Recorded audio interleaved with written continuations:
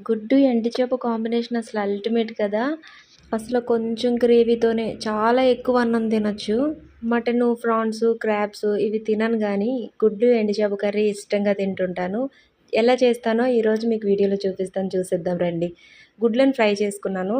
ఇష్టం లేని వాళ్ళు ఫ్రై చేసుకోకపోయినా పర్లేదు. దీంట్లోనే ఎండు చేపలు కూడా ఫ్రై చేసుకోవాలి ఒకసారి. కరకరలాడతాయి. సో, ఈ ఆయిల్‌లోనే కొంచెం ఆనియన్స్ మగ్గించుకోవాలి. సో, దీని తర్వాత టమాటాలు గుజ్జు చేసుకుంది వేసేసుకోవాలి. సో, నేను ఇందులో ఇంక చింతపండు అలా వెయ్యనండి. మేమసలు చింతపండు చాలా తక్కువ తింటాము. సో, ఇది 2, 3 నిమిషాలు మగ్గించుకున్న తర్వాత దీంట్లోని ఉప్పు, కారం, ధనియాల పొడి వేసేసుకోవాలి.